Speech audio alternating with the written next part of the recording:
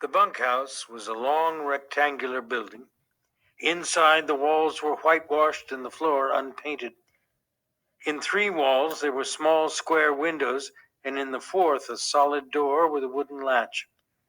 Against the walls were 8 bunks, 5 of them made up with blankets, and the other 3 showing their burlap ticking. Over each bunk, there was nailed an apple box with the opening forward so that it made 2 shelves for the personal belongings of the occupant of the bunk. And these shelves were loaded with little articles, soap and talcum powder, razors, and those Western magazines ranchmen love to read and scoff at and secretly believe.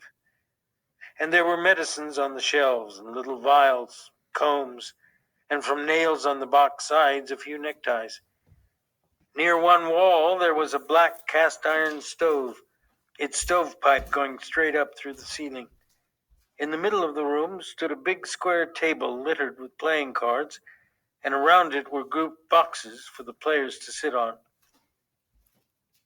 At about 10 o'clock in the morning, the sun threw a bright, dust-laden bar through one of the side windows, and in and out of the beam flies shot like rushing stars.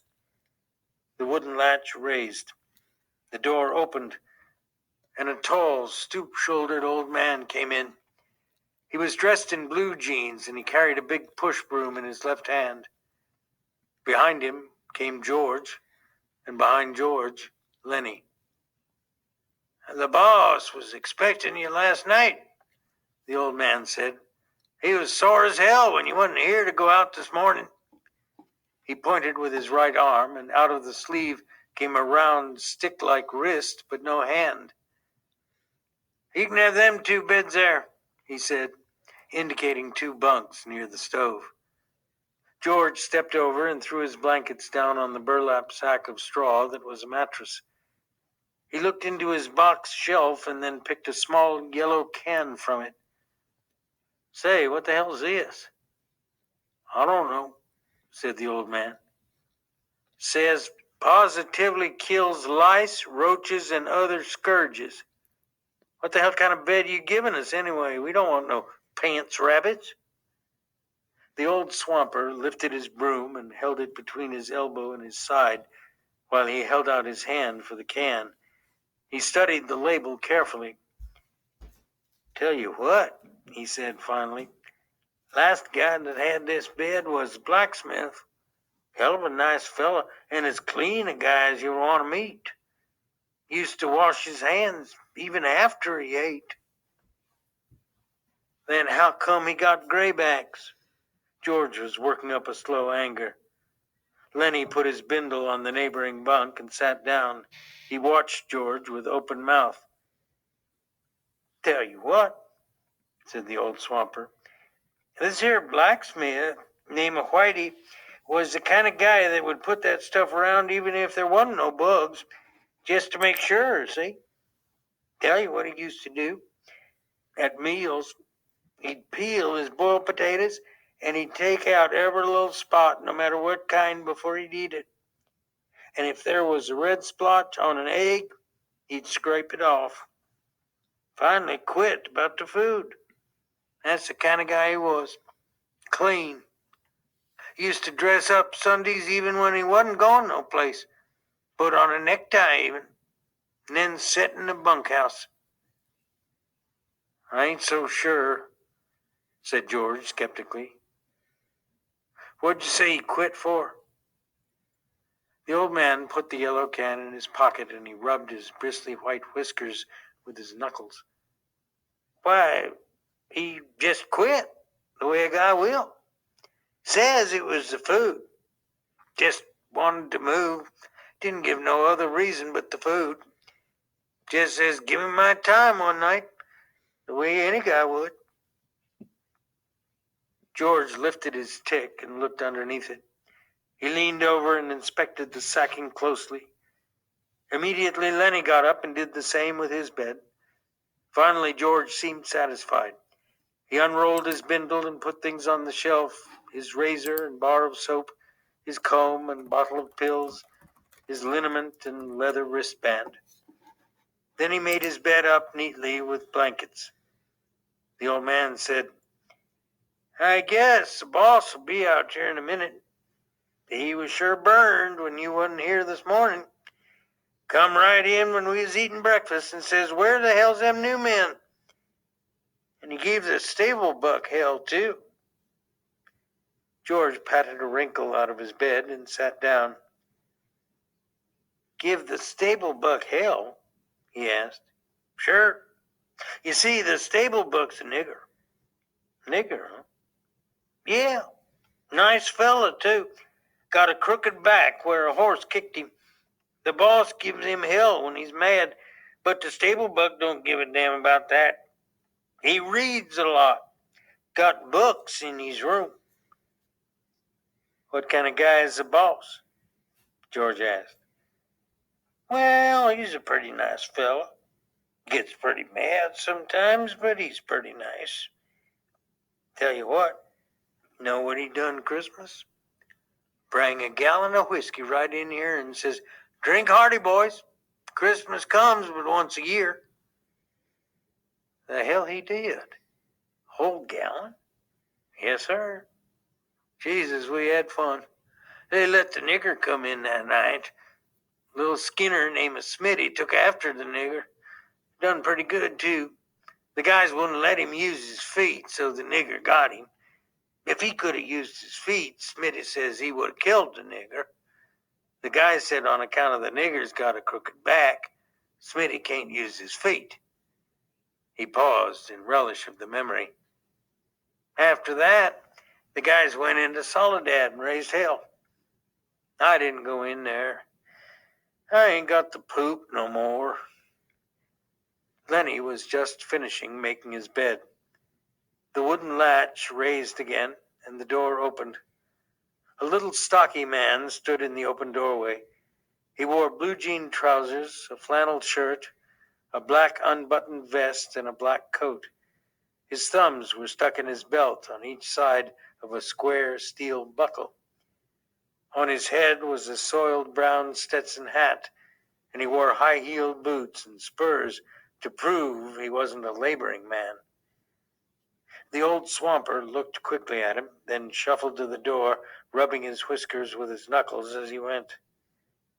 Them guys just come, he said, and shuffled past the boss and out the door. The boss stepped into the room with the short, quick steps of a fat-legged man. I wrote Murray and Reddy. I wanted 2 men this morning. You got your work slips? George reached into his pocket and produced the slips and handed them to the boss. It wasn't Murray and Reddy's fault. Says right here on the slip that you was to be here for work this morning. George looked down at his feet. Bus driver gave us a bum steer, he said. We had to walk 10 miles.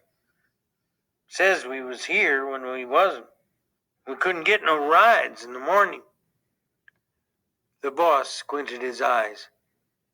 Well, I had to send out the grain team short 2 buckers. Won't do any good to go out now until after dinner.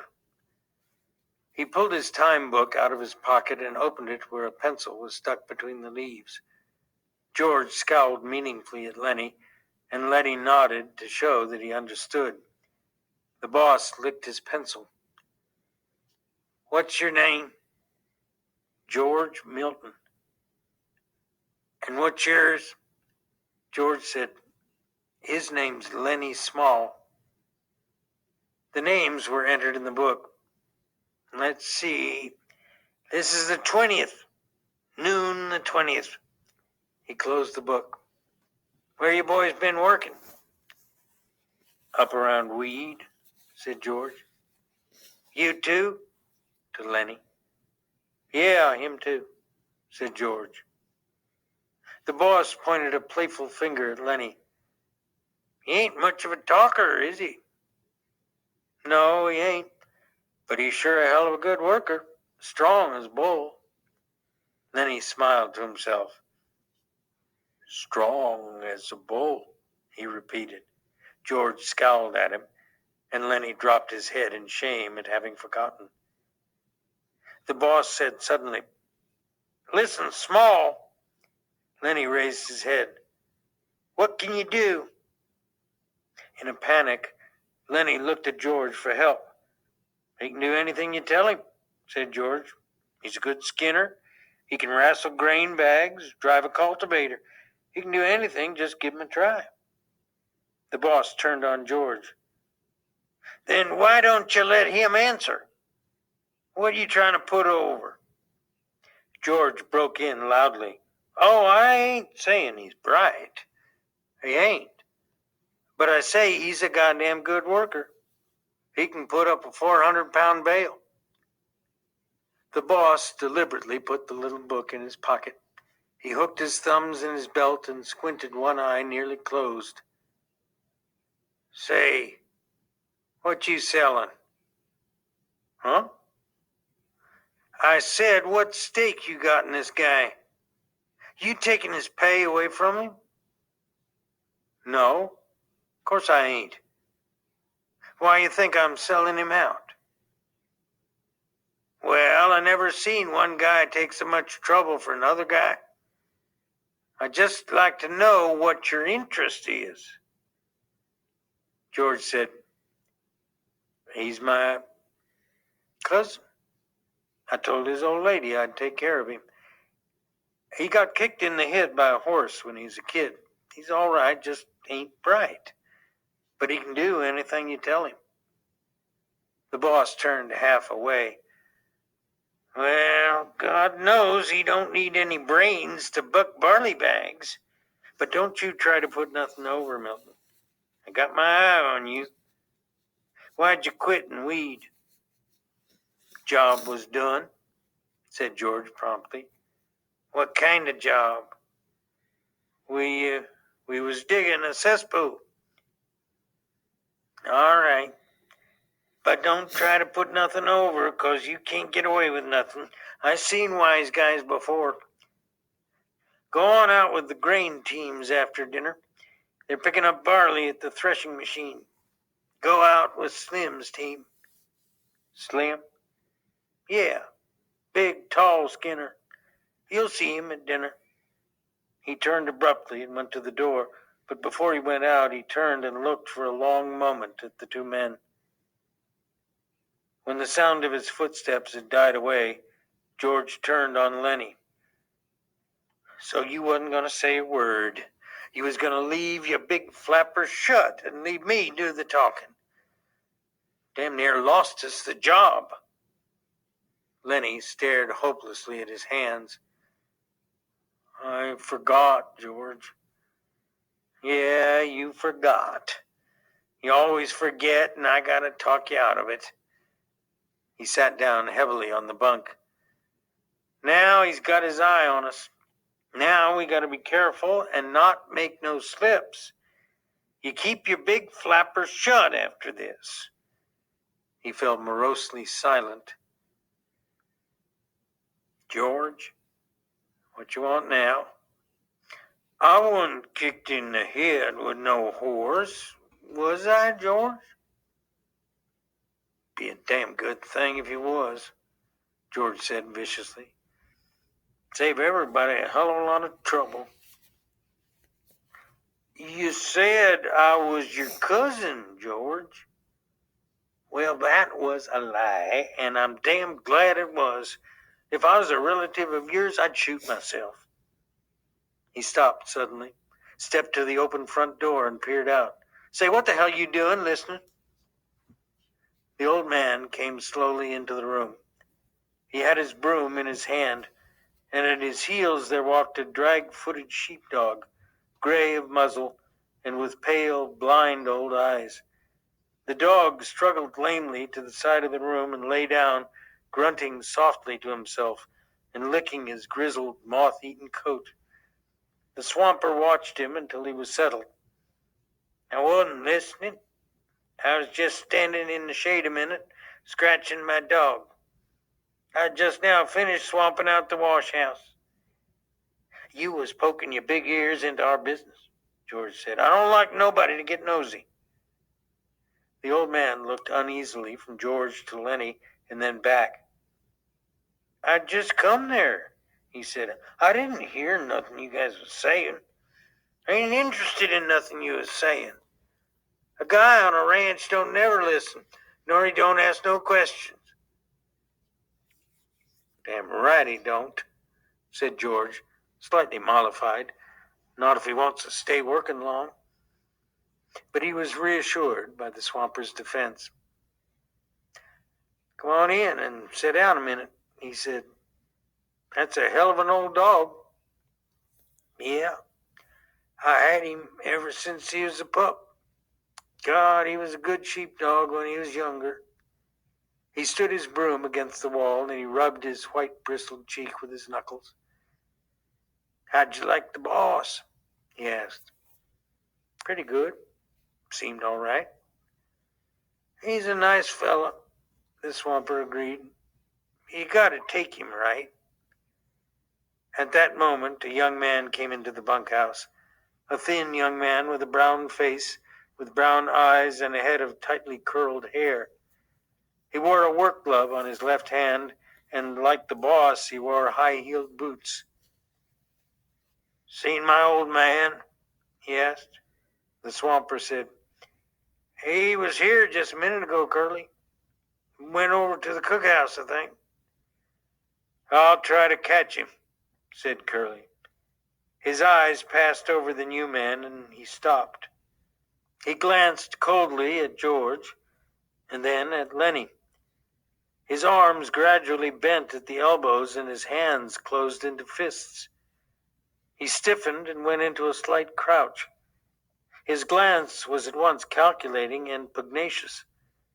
Lennie squirmed under the look and shifted his feet nervously. Curly stepped gingerly close to him. You the new guys the old man was waiting for? We just come in, said George. Let the big guy talk. Lennie twisted with embarrassment. George said, Suppose he don't want to talk. Curly lashed his body around. By Christ, he's got to talk when he's spoken to. What the hell you getting into it for? We traveled together, said George coldly. Oh, so it's that way. George was tense and motionless.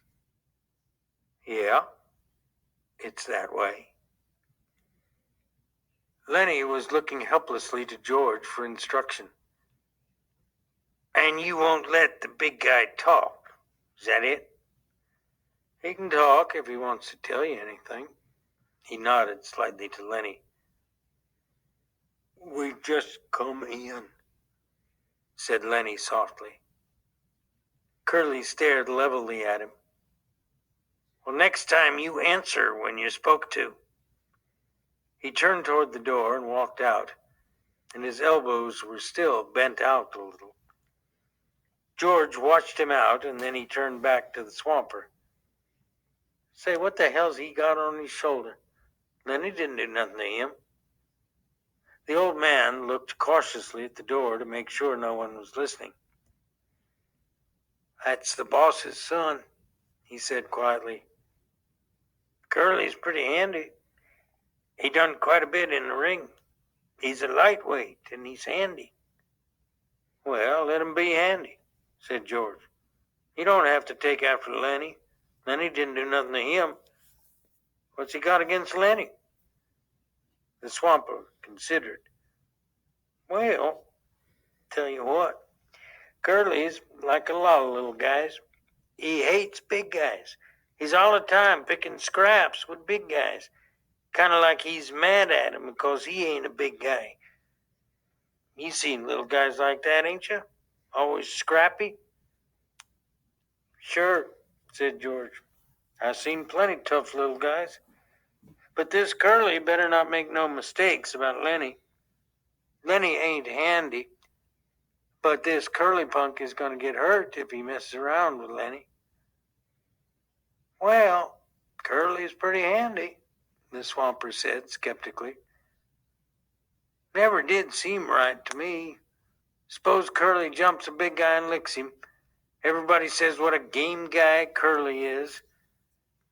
And suppose he does the same thing and gets licked.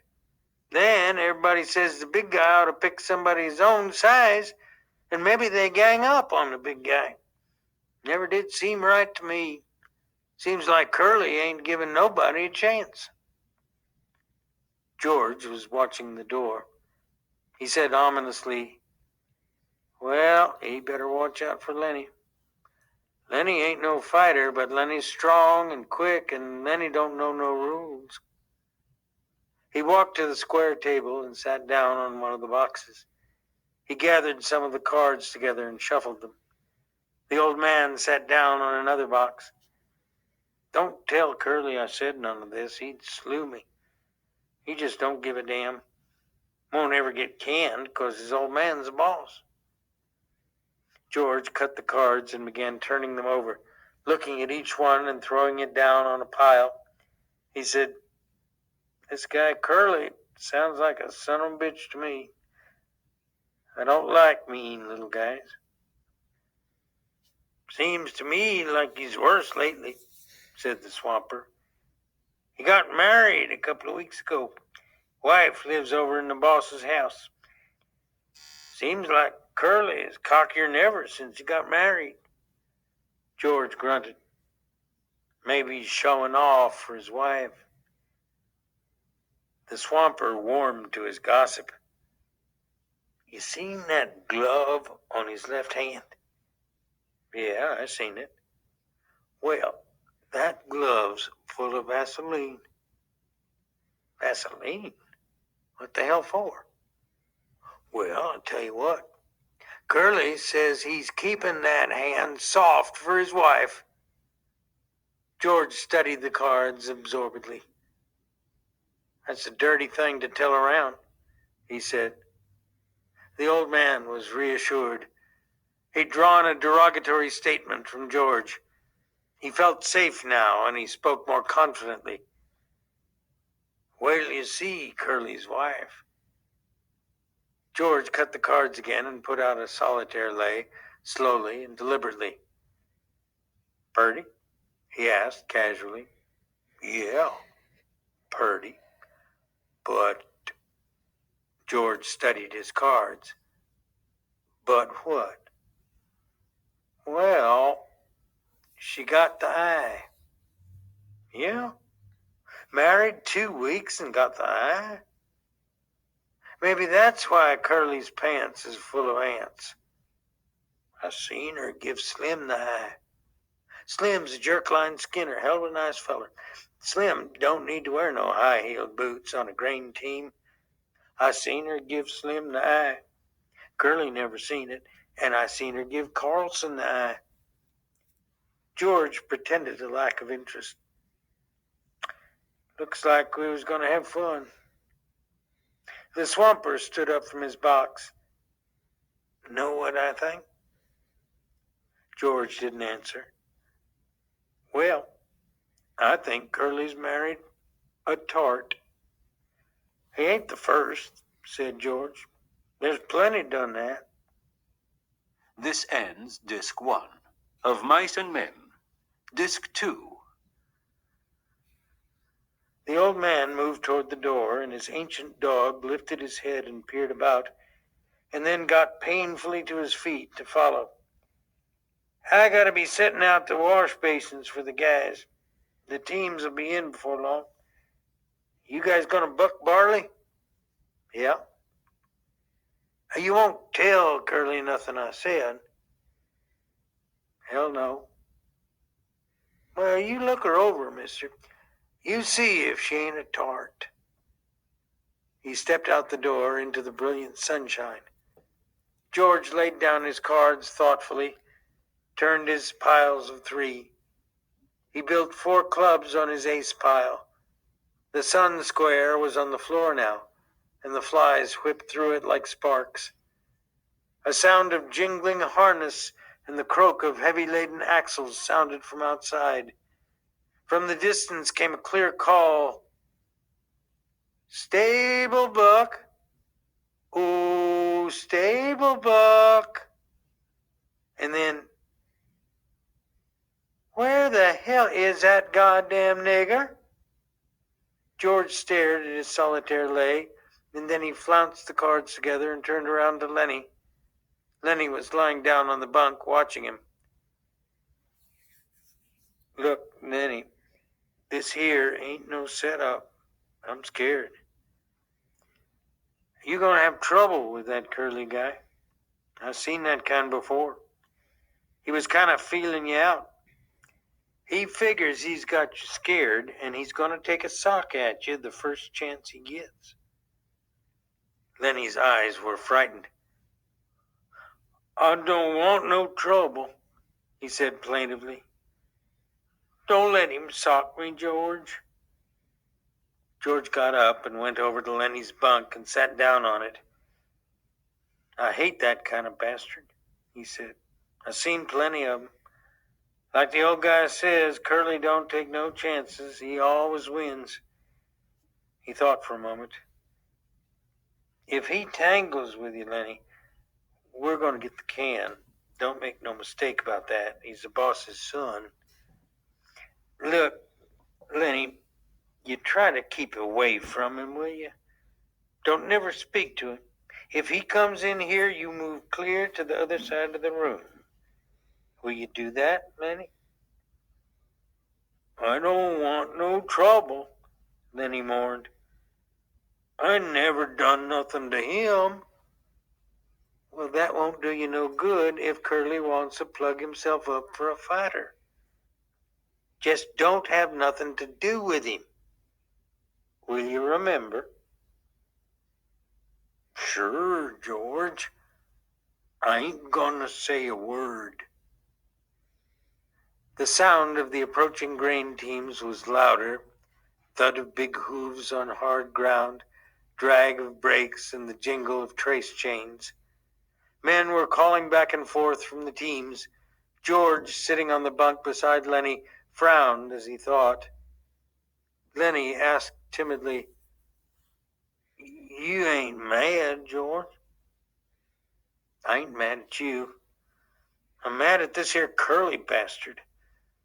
I hoped we was going to get a little stake together, maybe $100. His tone grew decisive. You keep away from Curly, Lennie. Sure I will, George. I won't say a word. Don't let him pull you in. But if the son of a bitch socks you, let him have it. Let him have what, George? Never mind. Never mind. I'll tell you when. I hate that kind of a guy. Look, Lennie, if you get in any kind of trouble, you remember what I told you to do. Lennie raised up on his elbow, his face contorted with thought. Then his eyes moved sadly to George's face. If I get in any trouble, you ain't gonna let me tend the rabbits. That's not what I meant. You remember where we slept last night? Down by the river? Yeah, I remember. Oh, sure I remember. I go there and hide in the brush. Hide till I come for you. Don't let nobody see you. Hide in the brush by the river. Say that over. Hide in the brush by the river. Down in the brush by the river. If you get in trouble. If I get in trouble. A brake screeched outside. A call came. Stable, Buck. Oh, stable, Buck. George said, say it over to yourself, Lennie, so you won't forget it. Both men glanced up, for the rectangle of sunshine in the doorway was cut off. A girl was standing there looking in. She had full rouged lips and wide-spaced eyes, heavily made up. Her fingernails were red. Her hair hung in little rolled clusters like sausages. She wore a cotton house dress and red mules on the insteps of which were little bouquets of red ostrich feathers. "I'm looking for Curly," she said. Her voice had a nasal, brittle quality. George looked away from her and then back. "He was in here a minute ago, but he went." "Oh." She put her hands behind her back and leaned against the doorframe so that her body was thrown forward. "You're the new fellas that just come, ain't you?" "Yeah." Lennie's eyes moved down over her body, and though she didn't seem to be looking at Lennie, she bridled a little. She looked at her fingernails. "Sometimes Curly's in here," she explained. George said brusquely, "Well, he ain't now." "If he ain't, I guess I better look someplace else," she said playfully. Lennie watched her, fascinated. George said, "If I see him, I'll pass the word you was looking for him." She smiled archly and twitched her body. "Nobody can't blame a person for looking," she said. There were footsteps behind her going by. She turned her head. "Hi, Slim," she said. Slim's voice came through the door. "Hi, good looking." "I'm trying to find Curly, Slim." "Well, you ain't trying very hard. I seen him going in your house." She was suddenly apprehensive. "Bye, boys." She called into the bunkhouse and she hurried away. George looked around at Lennie. "Jesus, what a tramp," he said. "So that's what Curly picks for a wife." "She's purty," said Lennie defensively. "Yeah, and she's sure hiding it. Curly got his work ahead of him. Bet she'd clear out for $20. Lennie still stared at the doorway where she'd been. "Gosh, she was purty." He smiled admiringly. George looked quickly down at him, and then he took him by an ear and shook him. "Listen to me, you crazy bastard," he said fiercely. "Don't you even take a look at that bitch. I don't care what she says and what she does. I seen 'em poison before, but I never seen no piece of jailbait worse than her. You leave her be." Lennie tried to disengage his ear. "Well, I never done nothing, George." "No, you never. But when she was standing in the doorway showing her legs, you wasn't looking the other way, neither." "Well, I never meant no harm, George. Honest, I never." "Well, you keep away from her, 'cause she's a rat trap if I ever seen one. You let Curly take the rap. He let himself in for it." "Glove full of Vaseline," George said disgustedly. "And I bet he's eating raw eggs and writing to the patent medicine houses." Lennie cried out suddenly, "I don't like this place, George. This ain't no good place. I want to get out of here." "We gotta keep it till we get a stake." "We can't help it, Lennie. We'll get out just as soon as we can. I don't like it no better than you do." He went back to the table and set out a new solitaire hand. "No, I don't like it," he said. "For 2 bits, I'd shove out of here. If we can get just a few dollars in the poke, we'll shove off, go up the American River and pan gold. We can make maybe a couple of dollars a day there, and we might hit a pocket." Lennie leaned eagerly toward him. "Let's go, George. Let's get out of here. It's mean here." "We gotta stay," George said shortly. "Shut up now. The guys will be coming in." From the washroom nearby came the sound of running water and rattling basins. George studied the cards. "Maybe we ought to wash up," he said. "But we ain't done nothing to get dirty." A tall man stood in the doorway. He held a crushed Stetson hat under his arm while he combed his long, black, damp hair straight back. Like the others, he wore blue jeans and a short denim jacket. When he'd finished combing his hair, he moved into the room, and he moved with a majesty only achieved by royalty and master craftsmen. He was a jerkline skinner, the prince of the ranch, capable of driving 10, 16, even 20 mules with a single line to the leaders. He was capable of killing a fly on the wheeler's butt with a bullwhip without touching the mule. There was a gravity in his manner and a quiet so profound that all talk stopped when he spoke. His authority was so great that his word was taken on any subject, be it politics or love. This was Slim, the jerkline skinner. His hatchet face was ageless. He might have been 35 or 50. His ear heard more than was said to him, and his slow speech had overtones not of thought, but of understanding beyond thought. His hands, large and lean, were as delicate in their actions as those of a temple dancer. He smoothed out his crushed hat, creased it in the middle, and put it on.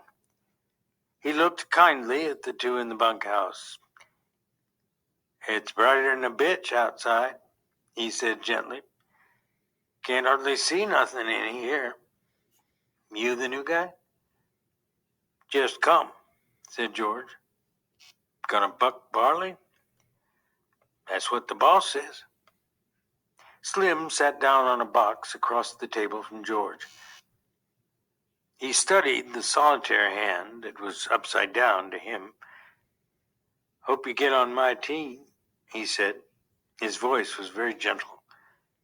"I got a pair of punks on my team that don't know a barley bag from a blue ball. You guys ever bucked any barley?"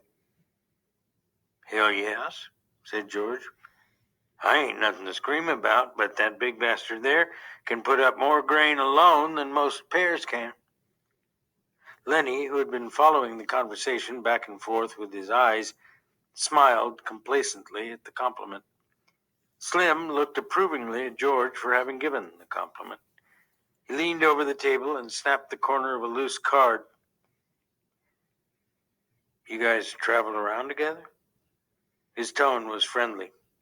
It invited confidence without demanding it. "Sure," said George. "We kind of look after each other." He indicated Lennie with his thumb. "He ain't bright. Hell of a good worker, though. Hell of a nice fella, but he ain't bright. I've knew him for a long time." Slim looked through George and beyond him. "Ain't many guys travel around together," he mused. "I don't know why. Maybe everybody in the whole damn world is scared of each other." "It's a lot nicer to go around with a guy you know," said George. A powerful, big-stomached man came into the bunkhouse. His head still dripped water from the scrubbing and dousing. "Hi, Slim," he said, then stopped and stared at George and Lennie. "These guys just come," said Slim by way of introduction. "Glad to meet you," the big man said. "My name's Carlson." "I'm George Milton. This here's Lennie Small." "Glad to meet you," Carlson said again. "He ain't very small." He chuckled softly at his joke. "Ain't small at all," he repeated. "I meant to ask you, Slim, how's your bitch? I seen she wasn't under your wagon this morning." "She slang her pups last night," said Slim. 9 of them. I drowned 4 of them right off. She couldn't feed that many." "Got 5 left, huh?" "Yeah, 5. I kept the biggest." "What kind of dogs do you think they're gonna be?" "I don't know," said Slim. "Some kind of shepherds, I guess. That's the most kind I seen around here when she was in heat." Carlson went on. "Got 5 pups, huh? Gonna keep all of them?" "I don't know. Have to keep them a while so they can drink Lulu's milk." Carlson said thoughtfully, "Well, Look here, Slim. I've been thinking. That dog of Candy's is so goddamn old he can't hardly walk. Stinks like hell, too. Every time he comes into the bunkhouse, I can smell him for 2-3 days. Why don't you get Candy to shoot his old dog and give him one of the pups to raise up? I can smell that dog a mile away. Got no teeth, damn near blind, can't eat. Candy feeds him milk. He can't chew nothing else. George had been staring intently at Slim. Suddenly, a triangle began to ring outside, slowly at first, and then faster and faster, until the beat of it disappeared into one ringing sound. It stopped as suddenly as it had started. There she goes, said Carlson. Outside, there was a burst of voices as a group of men went by.